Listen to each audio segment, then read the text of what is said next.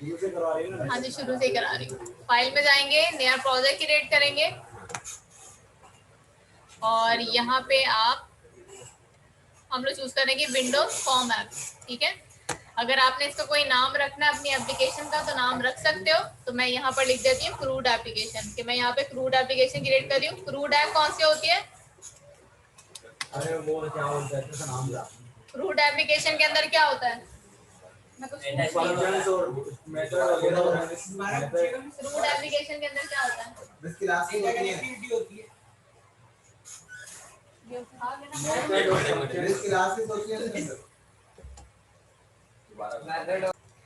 अच्छा, अब यहाँ से मैंने चूज कर लिया Windows form app .NET framework. और अगर आपने इसकी लोकेशन भी चेंज करनी है, कहीं और पे रखना है तो आप रख सकते हो। मैंने आप लोगों के लिए एक फोल्डर क्रिएट किया हुआ था आप लोग के बैच के नाम का, उसी के अंदर मैं इसको सेव करूंगी। ठीक है, ओके कर देंगे।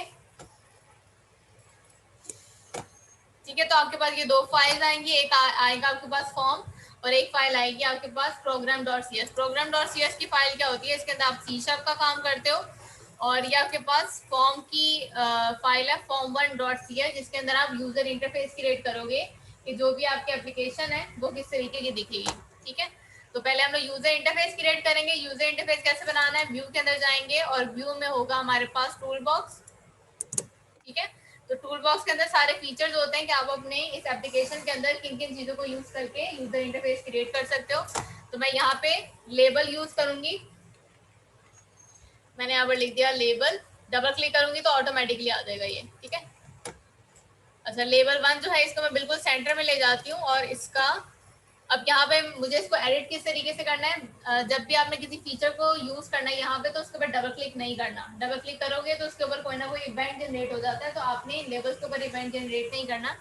तो मैं इसके ऊपर राइट क्लिक करूंगी और राइट क्लिक करने के बाद हम इसकी प्रॉपर्टीज में जा सकते हैं। ठीक है, फिर आप इस फीचर के अंदर क्या क्या चीजें चेंज कर सकते हो वो आपको यहाँ पर मिल जाएगी। ठीक है, तो यहाँ पर लेबल का टेक्स्ट अगर चेंज करना है तो मैं यहाँ से इसका टेक्स्ट चेंज कर दूंगी और मैं इसका नाम लिख देती हूँ स्टूडेंट रिकॉर्ड, या मैं इसका नाम रख देती हूँ स्टूडेंट मैनेजमेंट सिस्टम। ठीक है, जिसके अंदर मैं स्टूडेंट्स का रिकॉर्ड इंसर्ट करूंगी, अपने पास स्टोर करूंगी, सेव कर सकती हूँ उसको, अपडेट कर सकती हूँ, डिलीट कर सकती हूँ और डाटा को देख सकती हूँ। ठीक है, अच्छा इसके बाद अगर आपने इसका फॉन्ट चेंज करना है तो आप यहाँ से चेंज कर सकते हो। मैं इसके ऊपर क्लिक करूंगी तो यहाँ से आप इसका फॉन्ट वगैरह जो है वो चेंज कर सकते हो, इसका साइज भी बड़ा कर सकते हो। तो मैं इसका साइज जो है वो 22 कर देती हूँ ताकि मैं इसको अपनी हेडिंग बना लूँ। ठीक है, अब मैं इसको बिल्कुल मिडल में ले जाती हूँ और इसको यहाँ पे ऊपर कर देती हूँ सेंटर में। ठीक है, स्टूडेंट मैनेजमेंट सिस्टम। इसका बैकग्राउंड कलर भी चेंज करना है, ये पीछे इमेज वगैरह लगानी है तो आप लगा सकते हो। फिलहाल मुझे इसको सिंपल ही रखना है ऐसे। ठीक है, अब मैं यहाँ पे लेबल ले रही हूँ और यहाँ पे मैं फॉर्म क्रिएट करूंगी। एक मैंने ये लेबल लिया हुआ है और यहाँ पर मैं इनपुट फील्ड क्रिएट करूंगी जिसमें स्टूडेंट का नेम लूंगी, उसकी स्टूडेंट आईडी लूंगी और स्टूडेंट आईडी खैर हम ऑटोमेटिकली जनरेट कराएंगे। नेम लूंगी, फोन और ईमेल। ठीक है, तो यहाँ पे टेक्स्ट बॉक्स होता है हमारे पास, तो मैं यहाँ पे टेक्स्ट बॉक्स को डबल क्लिक करूंगी तो ऑटोमेटिकली टेक्स्ट बॉक्स आ जाएगा। पहले आप लेबल का नाम जो है वो चेंज कर लो, ये आ रहा है टेक्स्ट। ठीक है, मैंने इसका नेम चेंज कर दिया student name. Student name enter करूंगी तो यहाँ पर ऑटोमेटिकली आ जाएगा स्टूडेंट नेम। ठीक है, अब ये जो मेरा इनपुट फील्ड है इसको अगर आप बड़ा करना चाहते हो, छोटा करना चाहते हो तो यहाँ से स्ट्रेच करके छोटा या बड़ा कर सकते हो। ठीक है, अब आपने इस इनपुट फील्ड का क्या करना है? इस इनपुट फील्ड का आपने एक नाम रखना है। ठीक है, नाम कहाँ से रखोगे आप? ये आ रहा है। ठीक है, डिजाइन, ये डिजाइन टैब के अंदर ही होता है ये नेम, और यहाँ पे आप नेम रख दोगे इसके txt नेम। ठीक है, मैंने इसका नाम रख दिया txt नेम। आ जाओ, txt नेम। अब आप इन्हीं दोनों को सिलेक्ट करो, कॉपी करो और डुप्लीकेट कर लो। ठीक है, फिर इसी के नाम वगैरह जो है वो चेंज कर सकते हो। ठीक है, अब यहाँ पे स्टूडेंट नेम की जगह मुझे क्या लिखना है?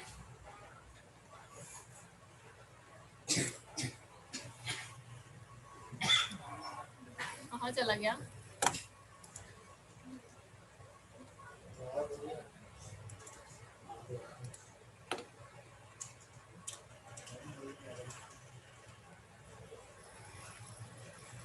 ये है टेक्स्ट इसका, पर ये लेबल को सिलेक्ट किया हुआ इसने, ठीक है, स्टूडेंट नेम अब यहाँ पे आ रहा है। अब मैं यहाँ पर लिख देती हूँ स्टूडेंट फोन, और ये जो इनपुट फील्ड है इसका भी आप नाम चेंज कर दोगे। कहाँ बैठा हुआ बॉयज? छोटी है, अच्छा। अब यहाँ पे आप इसका नाम चेंज कर दोगे txt फोन, तो मैंने यहाँ पर रख दिया txt फोन, ठीक है। इसी तरीके से यहाँ पे स्टूडेंट का ईमेल लेना मुझे, तो मैं इसका पहले टेक्स्ट चेंज कर देती हूँ, यहाँ पर आ रहा है तो मैं यहाँ पर लिख देती हूँ स्टूडेंट ईमेल, और यहाँ पर इसका जो नेम है वो चेंज कर दूंगी, ठीक है। इनपुट फील्ड का नेम चेंज करना है आपको, तो मैंने यहाँ पर लिख दिया txt ईमेल, ठीक है। अच्छा, अब आपने क्या करना है, 3 बटन्स क्रिएट करने हैं, डाटा को इंसर्ट करने के लिए, डाटा को अपडेट करने के लिए और डाटा को डिलीट करने के लिए। फैच का काम हम इसके अंदर ऑटोमेटिकली कराएंगे, तो आपको फैच के लिए बटन क्रिएट करने की जरूरत नहीं है, लेकिन अगर आप उसके लिए भी बटन क्रिएट करना चाहो तो क्रिएट कर सकते हो, ठीक है। फिर उसके लिए वो फंक्शन बन सकता है। क्या हो गया तुम्हें? पानी चाहिए? अच्छा, यहाँ पे मैं बटन क्रिएट कर रही हूँ, बटन का नाम हम लोग रख देते हैं इंसर्ट, इसका नाम रख देते हैं इंसर्ट, ठीक है। मैंने इसका नाम रख दिया यहाँ पे इंसर्ट। इसी तरीके से मैं इसी को कॉपी करती हूँ, कॉपी करने के बाद डुप्लीकेट कर देते हैं, ठीक है। इसका नाम लिख देते हैं हम लोग अपडेट, और अपडेट करने के बाद हम इसको कर देंगे डिलीट, ठीक है। तो ये मेरा तीसरा बटन बन गया। अब मुझे क्या काम करना है, मैं इन तीनों को जरा उठा के नीचे ले आती हूँ। क्या इनको थोड़ा सा नीचे कर रही हूँ मैं, ग्रिड व्यू लगाएंगे, ठीक है। ग्रिड व्यू के लिए आप यहाँ पर लिखोगे, ग्रिड व्यू कैसे काम करता है, जैसे हमारे पास टेबल होता है, तो अगर टेबल के अंदर हम डाटा शो कराना चाहते हो तो यहाँ पे ग्रिड व्यू को यूज कर लेते हैं, उसके अंदर हम लोग रिकॉर्ड को डिस्प्ले करवा सकते हैं। फैच ही करेंगे ना टेबल, यहाँ पे मतलब टेबल की तरह वो बनेगा और उसके अंदर डाटा ही फैच हो गया, ठीक है। मैं इसको डबल क्लिक करती हूँ और यहाँ पे आप इसको लगा दो, ठीक है। जितना बड़ा करना है आप यहाँ से बड़ा कर सकते हो। उसके बाद यहाँ पे मैंने कौन सा फीचर बताया था, एंकर, ठीक है। एंकर होता है हमारे पास, तो मैं क्लिक करती हूँ,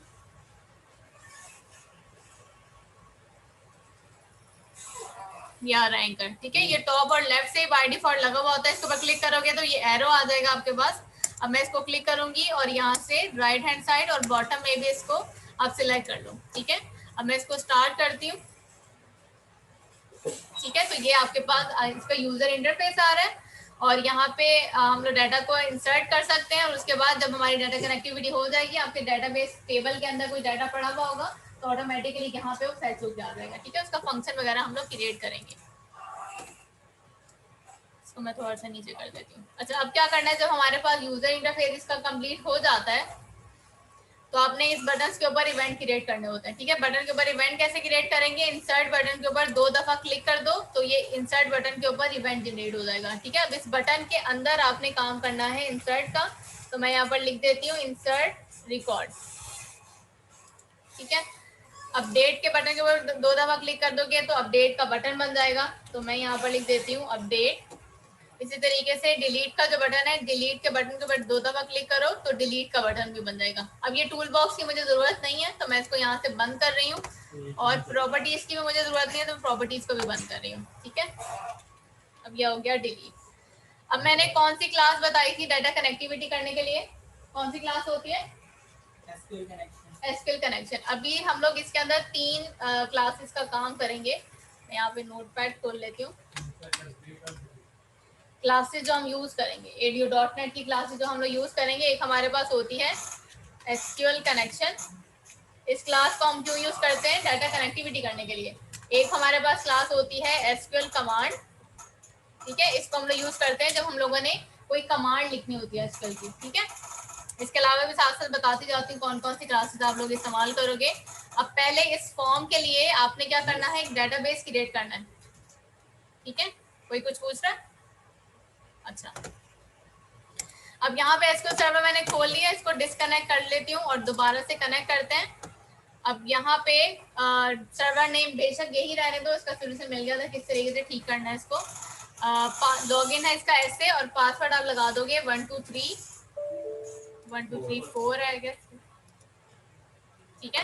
तो data connective sorry data SQL server connect हो गया। अब इसके अंदर मैं लूंगी न्यू क्यूरी,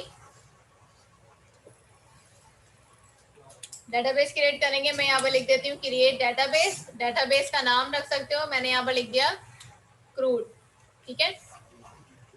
इसको सिलेक्ट करके एग्जीक्यूट कर लेंगे, उसके बाद आप इसको सिलेक्ट कर लो, मैंने लिख दिया यहाँ पे यूज क्रूड, और इसके बाद इसके अंदर एक टेबल क्रिएट करेंगे, ठीक है। क्रिएट टेबल, टेबल का नाम मैं रख देती हूँ स्टूडेंट, क्योंकि स्टूडेंट का रिकॉर्ड मुझे इसके अंदर डालना है, राउंड ब्रैकेट। अब यहाँ पर मैं लिखूंगी student ID, data type int, primary की और आइडेंटिटी का कीवर्ड यूज कर लूंगी ताकि ऑटोमेटिकली मेरी जो आईडीज हैं वो जनरेट हो जाए, ठीक है, मुझे खुद से जनरेट ना करनी पड़े। उसके बाद मैंने लिख दिया यहाँ पर नेम, नेम के लिए डाटा टाइप रख दी मैंने varchar 50। इसी तरीके से फोन के लिए भी क्रिएट कर लूंगी और ईमेल के लिए भी क्रिएट कर लूंगी। मैंने इसको कॉपी किया, कॉपी करने के बाद यहाँ पे पेस्ट कर देते हैं। नेम की जगह मैंने लिख दिया फोन और यहाँ पर लिख दिया मैंने ईमेल, ठीक है। अब इस टेबल को भी आप एग्जीक्यूट कर दो। एग्जीक्यूट करने के बाद जब भी हम लोगों ने डाटा को देखना होता है तो उसके लिए क्या कमांड लिखते हैं, सिलेक्ट स्टार फ्रॉम आपके टेबल का नाम, ठीक है, सही है। अब हम लोग कर लेते हैं डाटा कनेक्टिविटी। डाटा कनेक्टिविटी करने के लिए आपको क्या करना है, इस क्लास के अंदर, क्लास से बाहर नहीं, ये जो आपकी पहली क्लास है इसी क्लास के अंदर आप डाटा कनेक्टिविटी करोगे। तो मैं यहाँ पर लिखूंगी एसक्यूएल कनेक्शन, ठीक है। पहले ही आपको एरर ही देगा क्योंकि ये क्लास है जिसकी ऊपर लाइब्रेरी में इसको ऐड कराना पड़ेगा। तो मैं इसके ऊपर क्लिक करती हूँ और यहाँ पे जो पहली फाइल आ रही है, आप पहली लाइब्रेरी आ रही है यूजिंग system.data.sql क्लाइंट, इसके ऊपर डबल क्लिक करेंगे तो ये ऊपर ऐड हो जाएगी, ठीक है, ये ऐड हो गई है। उसके बाद अब इसका ऑब्जेक्ट का नाम रख दो। ऑब्जेक्ट का नाम मैं रख रही हूँ con is equal to new SQL connection, ठीक है। अब ये जो मेरे पास क्लास है एसक्यूएल कनेक्शन की, इसके ऑब्जेक्ट का नाम क्या है, ये कौन, ठीक है। तो एसक्यूएल कनेक्शन की जब भी आपको डिटेल चाहिए होंगी तो आप इस ऑब्जेक्ट के थ्रू उसकी डिटेल दोगे, ठीक है। अब अगर मैं बताऊं यहाँ पर हमें 4 पैरामीटर बताने पड़ते हैं कि आपका सर्वर नेम क्या है, आपके डेटाबेस का नाम क्या है, आपका यूजर नेम क्या है और आपका पासवर्ड क्या है, ठीक है। ये लाइन हमेशा भूल जाती है, हमें पता नहीं चलता कि कौन सा वर्ड कैपिटल लिखना था या कौन सा वर्ड छोटा लिखना था। तो उसका आसान तरीका ये है, पहले तो यहाँ पे डबल कोटेशन डाल लो, फिर आप जाओगे यहाँ व्यू में और व्यू में जाने के बाद सर्वर एक्सप्लोरर है, ठीक है, इसके ऊपर क्लिक करो। यहाँ पे आ रहा है डाटा कनेक्शंस, राइट क्लिक करो, राइट क्लिक करने के बाद आ रहा है ऐड कनेक्शन, ठीक है। मैं ऐड कनेक्शन पे जाती हूँ, यहाँ पे सेम वही करेंगे, SQL server authentication, server name. अच्छा, सर्वर नेम अब यहाँ से ही कॉपी कर लो, ठीक है, मैंने इसको कॉपी कर लिया।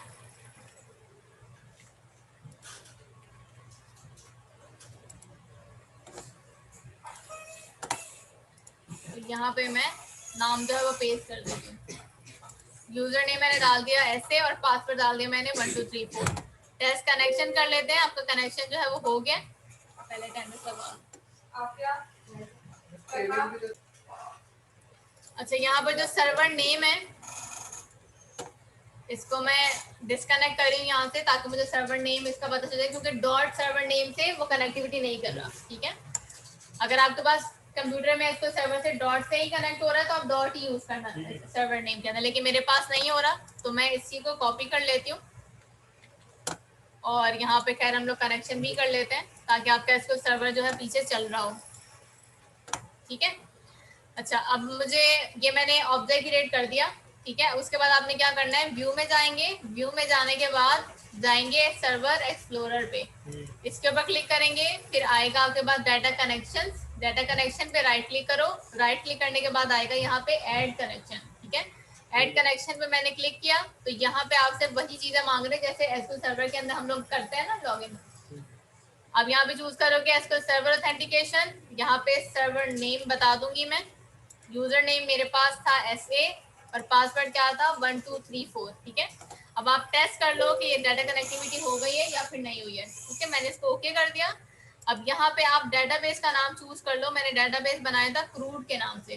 ठीक है, मैंने क्रूड कर दिया और मैंने इसको कर दिया ओके। ठीक है, अब आपने क्या करना है, इसके ऊपर राइट क्लिक करोगे, ये आपकी कनेक्टिविटी हुई है, जहां पे ये ग्रीन सा आ रहा है ना, स्विच आ रहा है। ठीक है, राइट क्लिक करेंगे, राइट क्लिक करने के बाद आप जाओगे इसकी प्रॉपर्टीज में। प्रॉपर्टीज में जाने के बाद ये आपको मिलता है कनेक्शन स्ट्रिंग। ठीक है, आपने कनेक्शन स्ट्रिंग जो है इसको कॉपी कर लेना है कंप्लीट। ठीक है, मैंने इसको कंप्लीटली कॉपी कर लिया और कॉपी करने के बाद यहाँ पर डबल कोटेशन के अंदर आप उसको पेस्ट कर दो। ठीक है, पासवर्ड ये हमेशा ये स्टेरी के अंदर ही आता है, तो आप स्टेरी को रिमूव करके जो रियल पासवर्ड लग रहा है वही लगाओगे यहाँ पे 1234। और यहाँ पे मुझे लास्ट टाइम ये एरर दे रहा था स्लैश की वजह से, अगर आपके पास ऐसा आ रहा हो तो एक और स्लैश लगा दोगे तो ये डाटा कनेक्टिविटी हो जाएगी, फिर दोबारा से एरर नहीं आएगा। ठीक है, तो आपकी डाटा कनेक्टिविटी जो है वो कंप्लीट हो गई है। अब हम लोगों ने काम क्या करना है कि इनपुट फील्ड के अंदर जो डाटा आ रहा है पहले उसको वेरिएबल्स के अंदर स्टोर करेंगे, फिर वो उस वेरिएबल को हम डाटा बना के अपनी क्यूरी के जरिए भेजेंगे। ठीक है, हमारे पास ये फॉर्म है, नेम इनपुट फील्ड है, फोन इनपुट फील्ड है और ईमेल इनपुट फील्ड है। अब इन तीनों का डाटा उठा के कहाँ पे स्टोर करेंगे, वेरिएबल्स के अंदर, और फिर उन वेरिएबल्स को डाटा बना के आप अपनी जो क्यूरी होती है इंसर्ट इनटू स्टूडेंट वैल्यूज, और जो आप डाटा डालते हो उसके अंदर आप वेरिएबल्स के नाम लिख दोगे। ठीक है, फिर जो भी डाटा आएगा वो ऑटोमेटिकली आपके डाटाबेस के अंदर चला जाएगा। ठीक है, इसको मैंने बंद कर दिया। ये इंसर्ट का बटन था, इंसर्ट के बटन के ऊपर से आपने ये काम करना था। तो मैं यहाँ पर वेरिएबल्स क्रिएट कर दूंगी, मैंने यहाँ पर कर दिया स्ट्रिंग नेम इज इक्वल, और क्या नाम था हमारे पास, txt नेम, सॉरी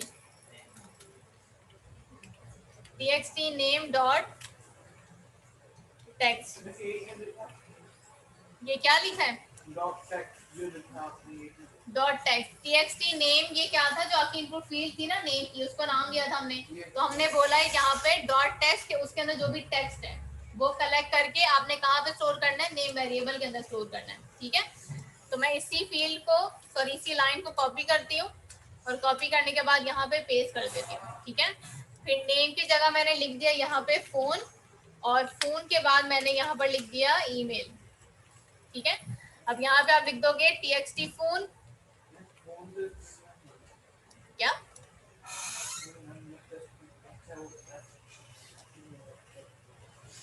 ठीक है, ईमेल। अब आपने क्या करना है, मैंने आप लोगों को बताया था कि जब भी हम लोगों ने कमांड्स लिखनी है तो कमांड्स के लिए कौन सी क्लास आप यूज करोगे, एसक्यूएल कमांड की। ठीक है, तो यहाँ पे पहले से पढ़ा हुआ होता है हमारे पास एसक्यूएल कमांड, इसका ऑब्जेक्ट क्रिएट करेंगे cmd is equal to new SQL command. ठीक है, राउंड ब्रैकेट, और राउंड ब्रैकेट के अंदर आपको दो पैरामीटर देने पड़ेंगे। पहले पैरामीटर के अंदर आप क्यूरी लिखोगे और दूसरे पैरामीटर के अंदर कनेक्शन बताओगे। अब देखो नीचे ऑटोमेटिकली आ रहा है एसक्यूएल कमांड राउंड ब्रैकेट, और नीचे लिखा हुआ आ रहा है स्ट्रिंग cmd टेक्स्ट, जो भी क्यूरी लिखना चाहते हो, कॉमा एसक्यूएल कनेक्शन। क्या आपका कनेक्शन किसके अंदर है, कनेक्शन मैंने बोला था आपके ऑब्जेक्ट के अंदर पड़ा हुआ है, तो आप यहाँ पे लिखोगे कौन। ठीक है, ये जो आपने लिखा हुआ ऊपर कौन, यहाँ पे दूसरा पैरामीटर आप यही दोगे, क्योंकि इसके अंदर आपकी जो कनेक्टिविटी है उसकी डिटेल्स पड़ी हुई है। ठीक है, अब डाटा जब हम लोगों ने इंसर्ट करना होता है तो उसकी क्या क्यूरी होती है हमारे पास, इंसर्ट इनटू टेबल का नाम वैल्यूज, और यहाँ पर आपको तीन पैरामीटर देना है ना, स्टूडेंट आईडी तो देनी नहीं है, वो ऑटोमेटिकली जनरेट हो जाएगी, नेम फोन और ईमेल। तो यहाँ पर आ जाएगा नेम फोन और ईमेल। ठीक है, अब मैं इसी को कॉपी करती हूँ और कॉपी करने के बाद यहाँ पे कर दूंगी मैं पेस्ट। ठीक है, अब आपने क्या काम करना है, मैंने बताया था कि जब भी इसके अंदर वेरिएबल्स आप डालेंगे ना, कि वेरिएबल के अंदर जो भी डाटा है वो डाटाबेस के अंदर सेंड किया जाए, तो आपने क्या करना है, इसके अंदर दो दफा डबल कोटेशन डालना है, फिर दो प्लस डालने हैं, और फिर जो भी आपके वेरिएबल का नाम है वो डालोगे। ठीक है, यहाँ पे भी मैं करती हूँ सिंगल कोटेशन में डबल कोटेशन, डबल प्लस और वेरिएबल का नाम, तो मेरे पास है फोन। इसी तरीके से यहाँ पे भी डबल कोटेशन, डबल प्लस और आपके वेरिएबल का नाम जो कि था हमारे पास ईमेल। ठीक है। अच्छा, अब आपका जो डाटा होगा वो चला जाएगा। ठीक है, लेकिन हम चाहते हैं कि जब भी हमारा डाटा जाए तो हमारे पास कोई नोटिफिकेशन भी आ जाए कि आपका जो डाटा है वो चला गया। ठीक है, अब वो किस तरीके से करेंगे?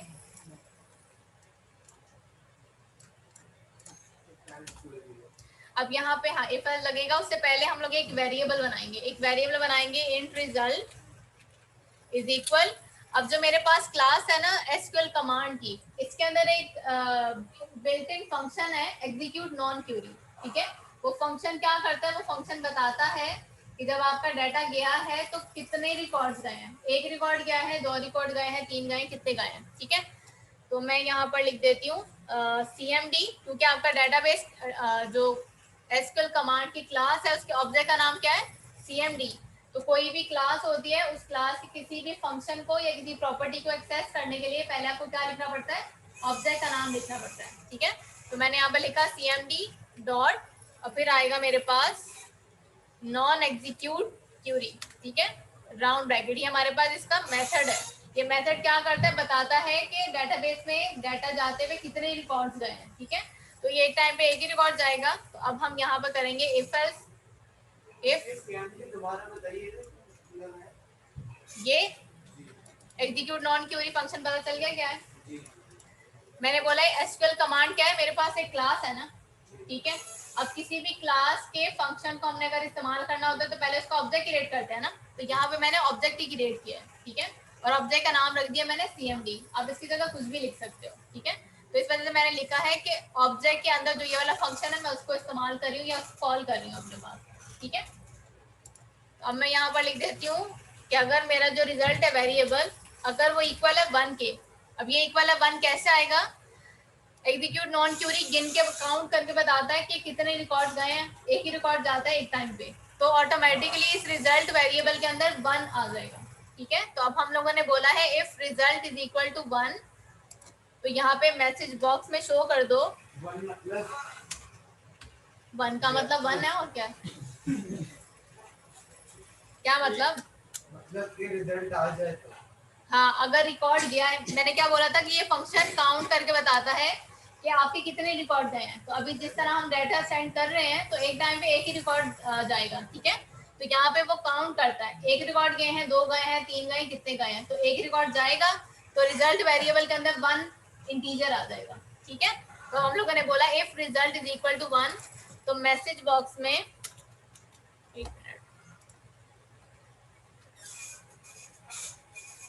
मैसेज बॉक्स डॉट शो के अंदर हम कह देंगे कि डाटा हमारा चला गया है या फिर नहीं।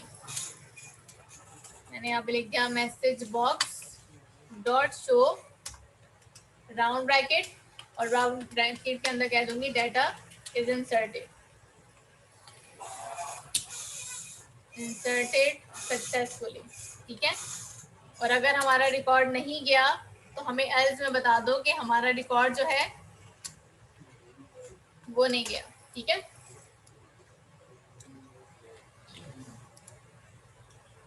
Data is not inserted.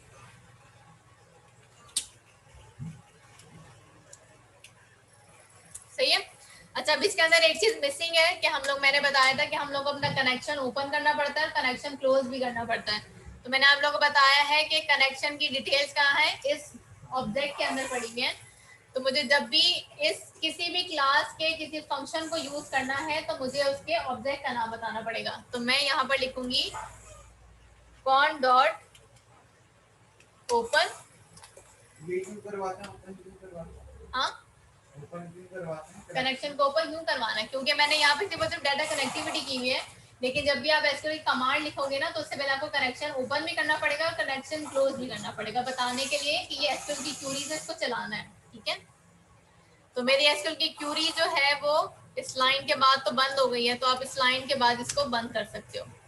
ठीक है, तो मैं यहाँ पे लिख देती हूँ, या मैं इसको लिखती हूँ, इसके बाद लिख देती हूँ कनेक्शन डॉट क्लोज।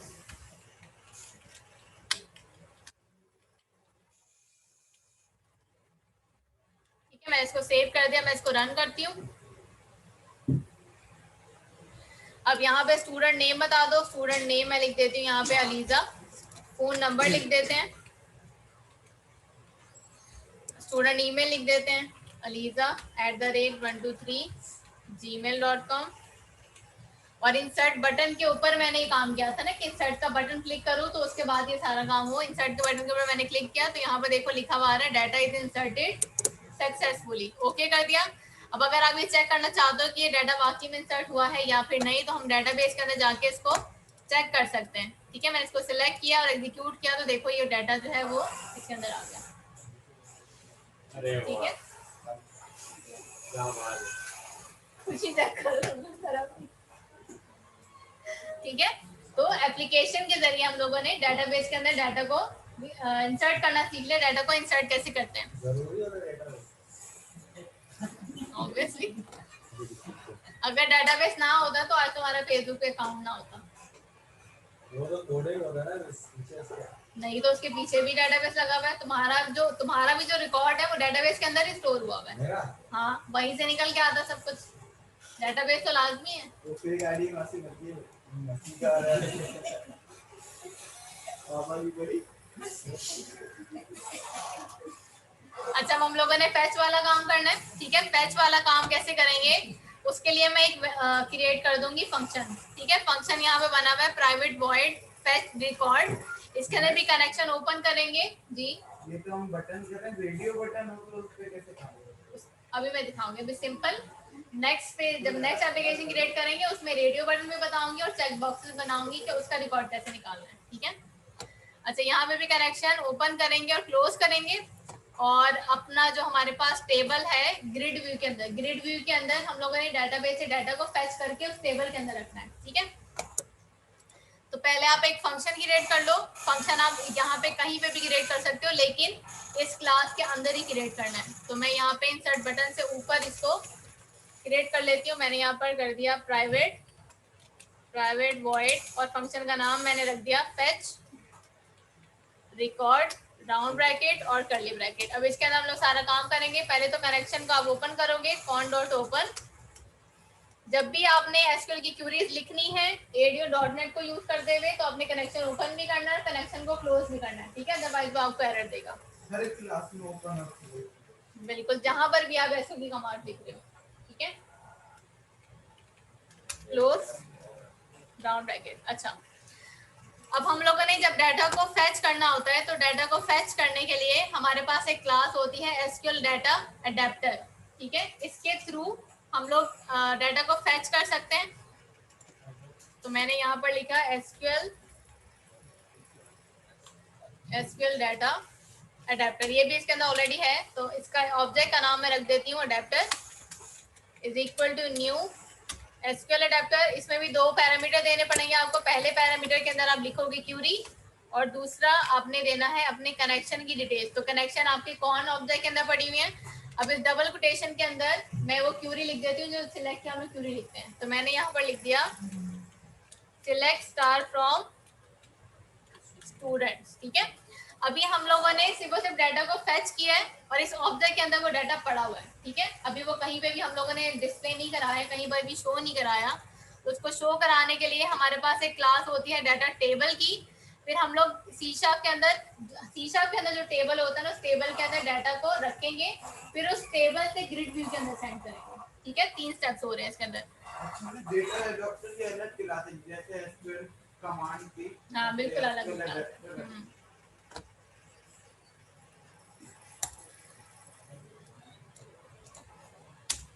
अच्छा, मैं यहाँ पे कह रही हूँ डाटा टेबल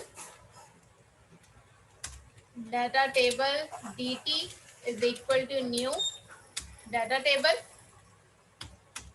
उसके बाद मैं कहूंगी हमारे पास जो फंक्शन है अडेप्टर का, ये अडेप्टर क्या है, ये हमारे पास ऑब्जेक्ट है जो हमने यहाँ पे इसका बनाया है। ठीक है, अब इस क्लास का हमारे पास एक फंक्शन होता है फिल।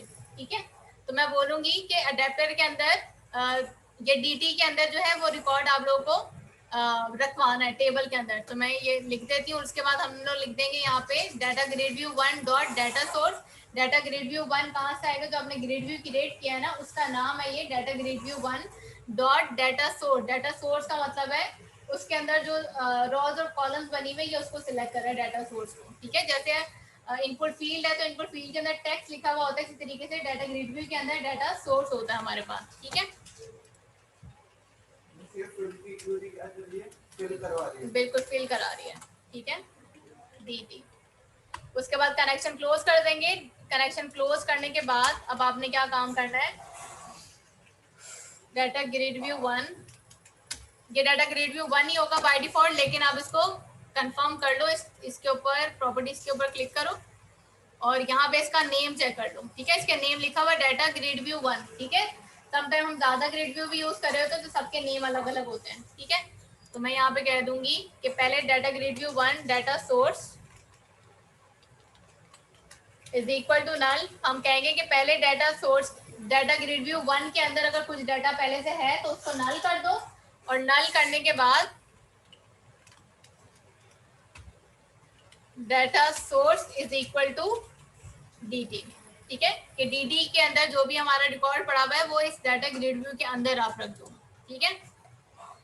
अब उस फंक्शन को आपको कॉल कराना पड़ेगा पहले तो, और उसको कॉल हम लोग कहाँ पे करवाएंगे, इसके अंदर। ये हमारे पास कंस्ट्रक्टर है इस फॉर्म का, ये कंस्ट्रक्टर है, क्योंकि कंस्ट्रक्टर जो है वो सबसे पहले चलता है, ऑटोमेटिकली चलता है। तो आप यहाँ पे इस फंक्शन को कॉल कराओगे, ठीक है। मैंने इसको कॉपी किया और कॉपी करने के बाद इसको यहाँ पे कॉल करा दूंगी। यहाँ पे कॉल कराने से का मतलब क्या होगा, अगर मैं इसको स्टार्ट करती हूँ,